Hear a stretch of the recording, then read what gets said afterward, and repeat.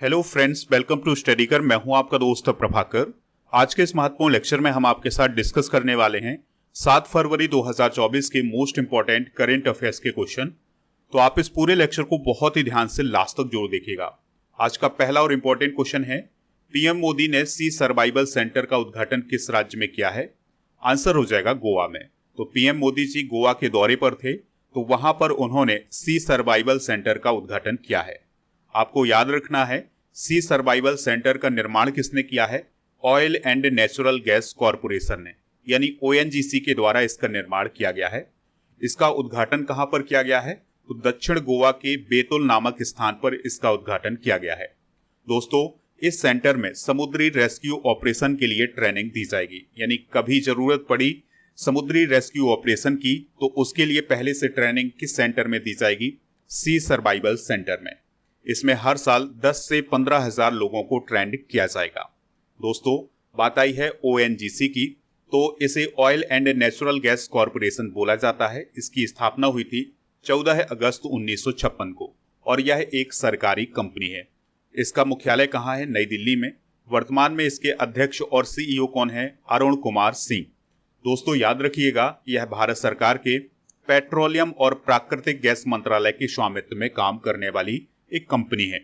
Petroleum और प्राकृतिक gas मंत्री कौन है वर्तमान में? हरदीप सिंह पुरी। तो ये पॉइंट आप नोट कर लीजिएगा।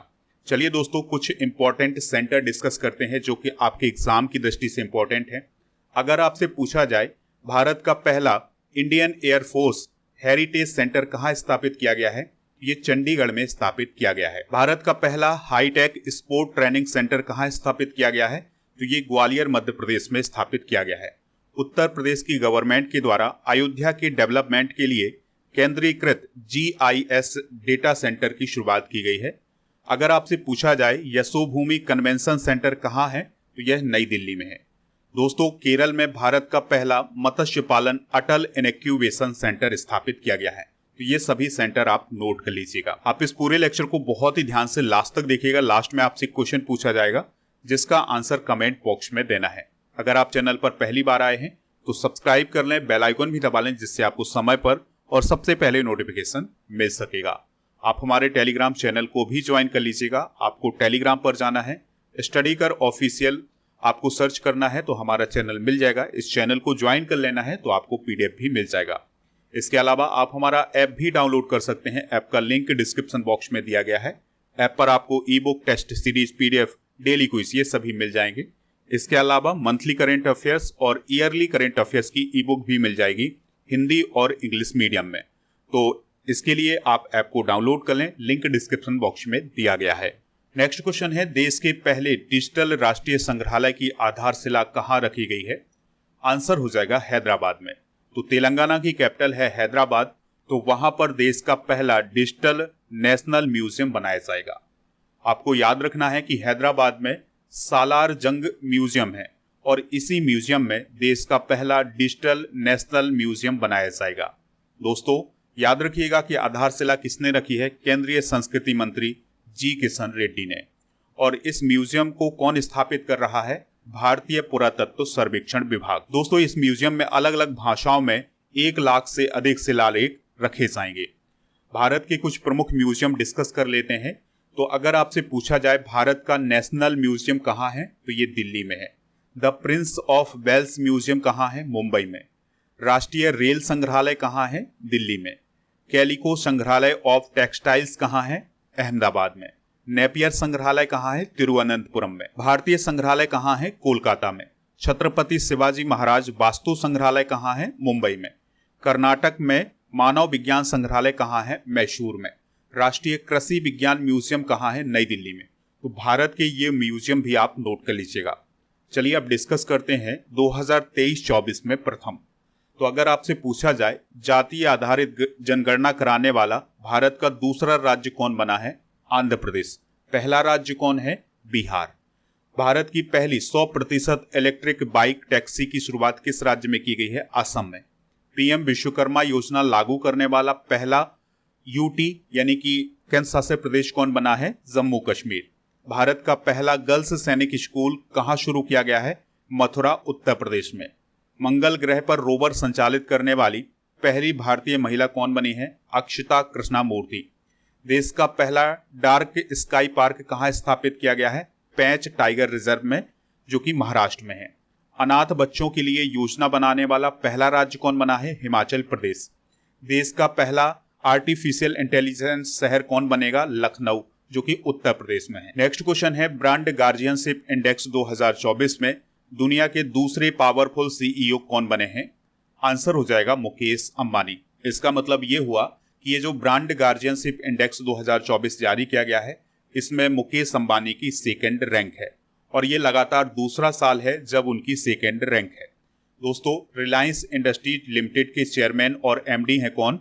मुकेश अंबानी। दोस्तों, ये जो ब्रांड गार्जियनशिप इंडेक्स है, इसमें एमडी और सीईओ को ही रैंक किया जाता है। मुकेश अंबानी ने माइक्रोसॉफ्ट के सीईओ सत्या नाडेला, गूगल के सीईओ सुंदर पिचई को भी पीछे छोड़ दिया है। अब सवाल आता है कि अगर मुकेश अंबानी दूसरे स्थान पर हैं, तो पहले स्थान पर कौन है इस इंडेक्स में? तो टेसेंट के सीईओ हैं हुआ तेंग मा, तो वो पहले स्थान पर हैं, मुकेश अंबानी दूसरे स्थान पर हैं। और भारत के टाटा सन्स के चेयरमैन हैं एन चंद्रशेखरन, वो 5वें स्थान पर हैं। महिंद्रा एंड महिंद्रा के अनीश साय 6वें स्थान पर और इन्फोसिस के सलिल पारिक 16वें स्थान पर हैं। तो इनकी भी रैंक आप नोट कर लीजिएगा। चलिए दोस्तों, कुछ 2024 के प्रमुख इंडेक्स अब हम 2024 के प्रमुख इंडेक्स डिस्कस कर लेते हैं। तो अभी हाल ही में भ्रष्टाचार धारणा सूचकांक 2023 जारी किया गया है। इसमें भारत की रैंक 93 है और पहला स्थान किसका है? डेनमार्क का। आर्टन कैपिटल पासपोर्ट इंडेक्स 2024 कुछ समय पहले जारी किया गया था। इसमें भारत की रैंक 66 है, पहला स्थान यूएई का है।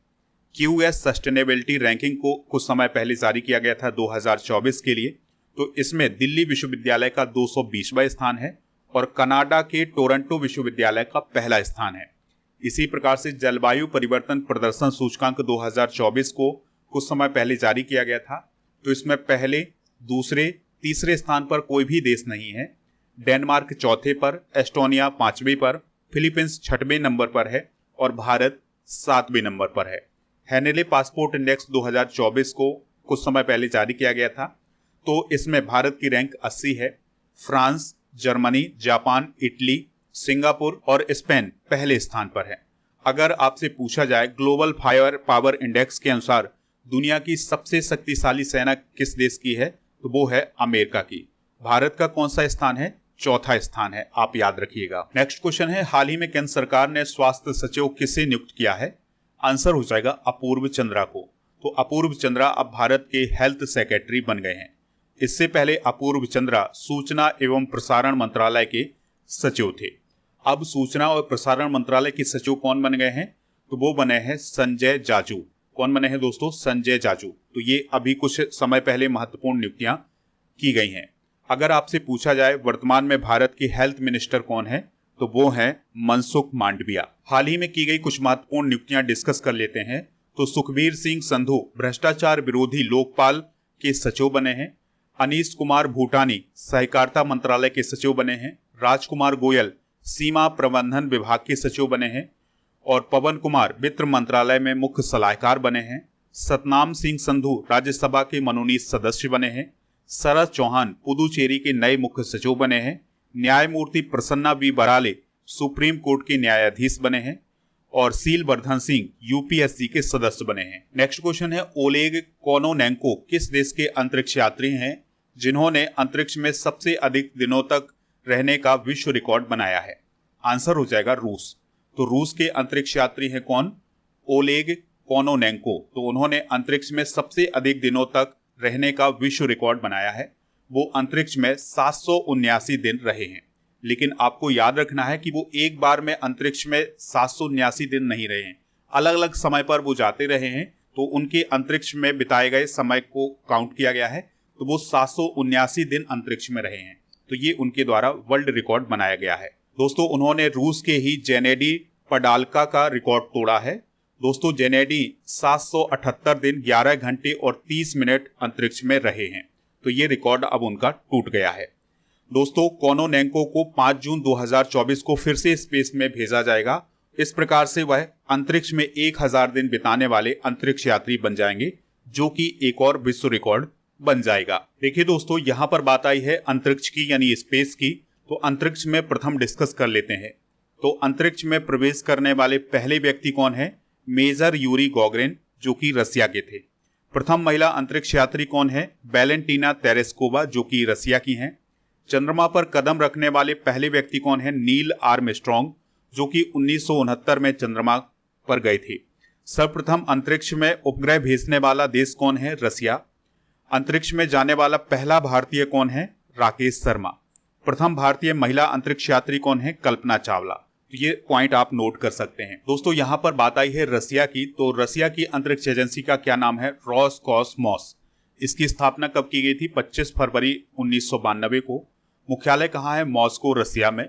और इसके प्रशासक कौन है? Yuri Borisov. आपको याद रखना है कि भारत की अंतरिक्ष एजेंसी का क्या नाम है?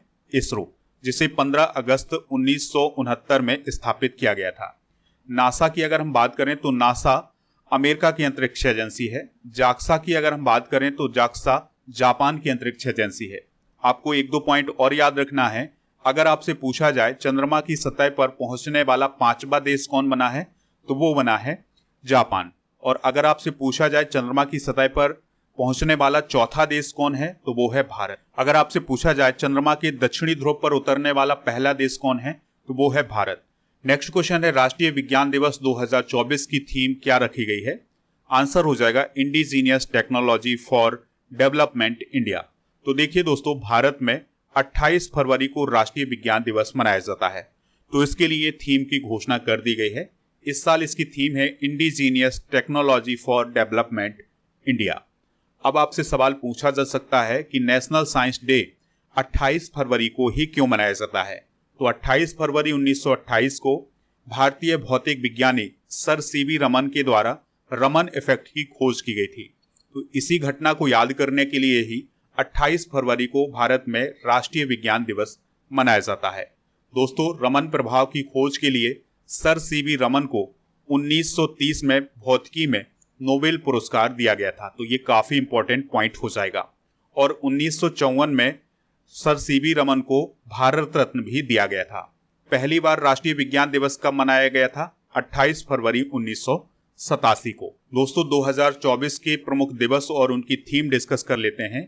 अगर आपसे पूछा जाए विश्व कैंसर दिवस 2024 की थीम क्या है, तो वो है together we challenge those in power. और विश्व कैंसर दिवस कब मनाया जाता है? 4 फरवरी को। दोस्तों, विश्व ब्रेल दिवस कब मनाया जाता है? 4 जनवरी को। इसकी क्या थी थीम? तो holistic wellness mind body and soul. दोस्तों, भारतीय सेना दिवस 15 जनवरी को मनाया जाता है। इसकी थीम क्या थी? In service of the nation. गणतंत्र दिवस 26 जनवरी को मनाया गया है। इसकी थीम क्या थी? विकसित भारत और भारत लोकतंत्र की मातृका, यानी कि डेवलप्ड इंडिया और India the mother of democracy. तो इस बार गणतंत्र दिवस की 2 थीम रही हैं, इसको आप नोट कर सकते हैं। नेक्स्ट क्वेश्चन है पहली बिम्स्टेक एक्वाटिक चैंपियनशिप का शुभारंभ कहाँ किया गया है? आंसर हो जाएगा इसका नई दिल्ली में। तो दोस्तों, खेल मंत्री अनुराग सिंह ठाकुर जी के द्वारा नई दिल्ली में पहली बिम्स्टेक एक्वाटिक चैंपियनशिप का शुभारंभ किया गया है। दोस्तों, यह जो चैंपियनशिप आयोजित की जाएगी, इसमें बिम्स्टेक के जो सदस्य देश हैं उसके खिलाड़ी हिस्सा लेंगे और इसमें जल से संबंधित जो खेल होते हैं उनका आयोजन किया जाएगा। तो इसमें बिम्स्टेक के जो 7 सदस्य हैं उनके खिलाड़ी हिस्सा लेने वाले हैं। दोस्तों, इस चैंपियनशिप में तैराकी, डाइविंग और वाटर पोलो जैसे खेल आयोजित किए जाएंगे। बात करते हैं बिम्स्टेक की। तो ये क्वेश्चन आपसे पूछा जा सकता है कि बिम्स्टेक का फुल फॉर्म क्या होता है? तो the bay of Bengal initiative for multi sectoral technical and economic corporation. इस संगठन की स्थापना कब की गई थी? 1997 में। मुख्यालय इसका ढाका, बांग्लादेश में। इसके महासचिव कौन है? इंद्रमणि पांडे। और बिम्स्टेक में कितने देश शामिल हैं? 7 देश शामिल हैं। उसमें बांग्लादेश, भूटान, भारत, म्यांमार, नेपाल, श्रीलंका और थाईलैंड है। दोस्तों, ये जो बिम्स्टेक संगठन बना हुआ है इसमें बंगाल की खाड़ी क्षेत्र के देश शामिल हैं। यहाँ पर वो देश आप देख सकते हैं जो कि बिम्स्टेक में शामिल हैं। तो पहला देश है बांग्लादेश, दूसरा है श्रीलंका, तीसरा है इंडिया, चौथा है नेपाल, 5वां है भूटान और 6ठा है थाईलैंड और 7वां है म्यांमार। नेक्स्ट क्वेश्चन है sport journalist federation of India के द्वारा किसे लाइफ टाइम अचीवमेंट अवार्ड से सम्मानित किया गया है? आंसर हो जाएगा पीटी उषा को। तो अभी हाल ही में भारत की महान धाविका पीटी उषा को sport journalist federation of India और दिल्ली स्पोर्ट जर्नलिस्ट एसोसिएशन की ओर से लाइफ टाइम अचीवमेंट अवार्ड से सम्मानित किया गया है। दोस्तों, पीटी उषा जी के अगर हम मेडल की बात करें तो उन्होंने एशियन गेम्स में 4 गोल्ड मेडल और 7 सिल्वर मेडल जीते हैं। 1984 में जो ओलंपिक आयोजित किए गए थे उसमें वो ब्रॉन्ज मेडल लेने से कुछ ही सेकंड पीछे रह गई थी। उन्हें भारतीय एथलेटिक्स की गोल्डन गर्ल्स भी कहा जाता है। दोस्तों, वर्तमान में पीटी उषा भारतीय ओलंपिक संघ की अध्यक्ष हैं और राज्यसभा की मनोनीत सदस्य भी हैं। और इनके बारे में एक और पॉइंट याद रखना है कि भारतीय ओलंपिक संघ की पहली महिला अध्यक्ष कौन है? पीटी उषा। दोस्तों, हाल ही में प्रदान किए गए कुछ प्रमुख पुरस्कार डिस्कस कर लेते हैं। तो डॉक्टर बीना मोदी को outstanding business woman of the year का अवार्ड दिया गया है। पुजारी ईश्वरी प्रसाद को शंकर स्मृति पुरस्कार दिया गया है। लाल कृष्ण आडवाणी जी को भारत रत्न 2024 से सम्मानित किया गया है। और इसके अलावा कर्पूरी ठाकुर जी को भी भारत रत्न 2024 से सम्मानित किया गया है। निखिल वाघ को महागौरव पुरस्कार 2024 दिया गया है। रवि शास्त्री को कर्नल सीके नायडू अवार्ड दिया गया है। इसके अलावा फारूक इंजीनियर को भी कर्नल सीके नायडू अवार्ड दिया गया है। फिल्म फेयर अवार्ड में बेस्ट एक्टर का अवार्ड किसे मिला है? रणबीर कपूर को। और बेस्ट एक्ट्रेस का अवार्ड किसे मिला है? आलिया भट्ट को। इसके अलावा दोस्तों, आप एक और पॉइंट याद रख सकते हैं कि जो असम सरकार के द्वारा सर्वोच्च नागरिक सम्मान दिया जाता है असम वैभव, तो वो इस साल किसे दिया गया है? भारत के पूर्व chief justice of India Ranjan Gogoi को। नेक्स्ट क्वेश्चन है, अहमद अवद बिन मुबारक किस देश के नए प्रधानमंत्री बने हैं? आंसर हो जाएगा यमन। तो यमन के नए प्रधानमंत्री कौन बने हैं? अहमद अवद बिन मुबारक। अभी हुआ क्या है कि जो यमन की राष्ट्रपति परिषद है उसके द्वारा मईन अब्दुल मलिक सईद को पीएम पद से हटा दिया गया था और उनके स्थान पर अहमद अवद बिन मुबारक को नया प्रधानमंत्री नियुक्त किया गया है। यमन के वर्तमान में राष्ट्रपति कौन है? रसद अल अलीमी। दोस्तों, बात करते हैं यमन की। तो यमन एशिया महाद्वीप का ही एक देश है। यहाँ जो खाड़ी के देश आपको दिखाई देते हैं उन्हीं में से एक है कौन? यमन। कैपिटल क्या है इसकी? सना। अस्थायी राजधानी क्या है? अदन। करेंसी है यमनी रियाल। 2011 के बाद से यमन राजनीतिक संकट की स्थिति से गुजर रहा है, यानी यहाँ पर कोई स्थायी सरकारें नहीं आ रही हैं। यमन की लोकेशन आप वर्ल्ड मैप में देख सकते हैं। ये है यमन और ये है हमारा प्यारा भारत। अगला क्वेश्चन है, उत्तर प्रदेश सरकार का बजट 2024-25 किसने पेश किया है? आंसर हो जाएगा सुरेश खन्ना ने। तो दोस्तों, उत्तर प्रदेश के वित्त मंत्री हैं सुरेश खन्ना, तो उनके द्वारा बजट 2024-25 को पेश किया गया है। आपको याद रखना है कि इस साल का जो बजट है उत्तर प्रदेश का वो है 7.36 लाख करोड़ का, जो कि उत्तर प्रदेश के इतिहास का सबसे बड़ा बजट है। ये काफी इंपॉर्टेंट क्वेश्चन बन जाएगा आपके एग्जाम में। आपसे पूछा जा सकता है कि उत्तर प्रदेश का बजट कितना है 2024 का, तो वो है 7.36 लाख करोड़ का। दोस्तों, 2024-25 के बजट में ये बताया गया है कि उत्तर प्रदेश का जो सकल राज्य घरेलू उत्पाद है यानी जीएसडीपी है वह 24.99 लाख करोड़ रुपए हो सकता है। यूपी के वित्त मंत्री सुरेश खन्ना ने यह कहा है कि लखनऊ में दिल्ली की तर्ज पर एरो सिटी विकसित की जाएगी। तो ये पॉइंट आप नोट कर सकते हैं। दोस्तों, अब हम जानते हैं कि इस बजट में किस प्रोजेक्ट के लिए कितना बजट दिया गया है।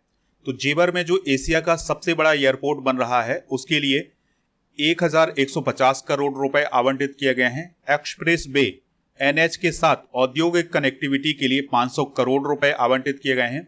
राष्ट्रीय ग्रामीण स्वास्थ्य मिशन के लिए 7,350 करोड़ रुपए आवंटित किए गए हैं। 14 नए मेडिकल कॉलेज के लिए 964 करोड़ रुपए आवंटित किए गए हैं। इसके अलावा गंगा एक्सप्रेस वे प्रोजेक्ट के लिए 2,057 करोड़ 76 लाख रुपए आवंटित किए गए हैं। तो ये पॉइंट भी आप नोट कर सकते हैं। चलिए दोस्तों, अब हम कल के करंट अफेयर्स को रिवाइज कर लेते हैं, फिर इसके बाद जनरल नॉलेज के पिटारे को डिस्कस करेंगे। लास्ट में पूछेंगे आपसे एक क्वेश्चन जिसका आंसर कमेंट बॉक्स में देना है। तो कल का पहला क्वेश्चन था 66वें ग्रैमी अवार्ड 2024 में ग्लोबल म्यूजिक एल्बम का अवार्ड किसे मिला है? तो शंकर महादेवन के शक्ति द मोमेंट को। राजेंद्र प्रसाद गुप्ता किस राज्य के नए महाधिवक्ता बने हैं? Rajasthan. Michelle O'Neill United Kingdom के किस हिस्से की फर्स्ट मिनिस्टर बनी है उत्तरी आयरलैंड की? पेरिस ओलंपिक 2024 के लिए किस भारतीय को मसाल वाहक के रूप में चुना गया है? अभिनव बिंद्रा को। आईएनएस संधायक को कहां कमीशन किया गया है? विशाखापत्तनम में। रितु बेहरी किस राज्य के हाईकोर्ट की पहली महिला मुख्य न्यायाधीश बनी है? उत्तराखंड। नागेश ट्रॉफी 2023-24 का खिताब किसने जीता है? कर्नाटक ने। किस राज्य की कैबिनेट ने समान नागरिक संहिता विधेयक को मंजूरी दी है? उत्तराखंड। इसरो के द्वारा किस वुमेन रोबोट को अंतरिक्ष में भेजा जाएगा? व्योम मित्रा को। ईसा फाउंडेशन के द्वारा 242 फीट ऊंची आदि शिव की प्रतिमा किस राज्य में स्थापित की जाएगी? उत्तर प्रदेश में। दोस्तों, आज के जनरल नॉलेज के पिटारे में हम जीके से रिलेटेड कुछ इंपॉर्टेंट एमसीक्यू डिस्कस करने वाले हैं। तो अगर आपसे पूछा जाए सम्राट कनिष्क किस धर्म के अनुयायी थे, तो वो महायान धर्म के अनुयायी थे। ओणम किस राज्य का प्रसिद्ध त्योहार है? केरल का। अर्थशास्त्र नामक पुस्तक किसने लिखी है? चाणक्य ने। इन्हें कौटिल्य भी कहा जाता था। वास्को डी गामा भारत कब आया था? 1498 ईस्वी में। ब्रह्म समाज की स्थापना किसके द्वारा की गई थी? राजा राममोहन राय के द्वारा। अंतर्राष्ट्रीय न्यायालय कहाँ स्थित है? द हैग में, जो कि हॉलैंड में है। संयुक्त राष्ट्र संघ की स्थापना कब हुई थी? 14 अक्टूबर 1945 को। जलियांवाला बाग हत्याकांड कब और कहां हुआ था? तो ये 1919 में अमृतसर में हुआ था। तो 13 अप्रैल 1919 को जलियांवाला बाग हत्याकांड हुआ था। दोस्तों, करंट अफेयर्स की क्लास के अलावा आपके चैनल पर UP police, railway, SSC, banking, PCS और सभी एग्जाम के लिए मैथ, रीजनिंग और जीके की क्लास चलती है। तो इन क्लास को भी आप ज्वाइन करिएगा। तो ये क्लास शाम को 6:30 बजे से शुरू होती है। तो 6:30 बजे आपके लिए मैथ की क्लास है और 8 बजे रीजनिंग की क्लास है और 9 बजे जीके की क्लास है।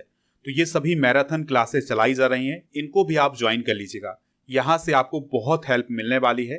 तो याद रखिएगा, 6:30 बजे आपको मैथ की पहली क्लास मिलेगी, फिर इसके बाद 8 बजे रीजनिंग की क्लास और 9 बजे जीके की क्लास। दोस्तों, कल के करंट अफेयर्स में आपसे पूछा गया था ग्रैमी अवार्ड प्राप्त करने वाले पहले भारतीय कौन है? तो वो है पंडित रविशंकर।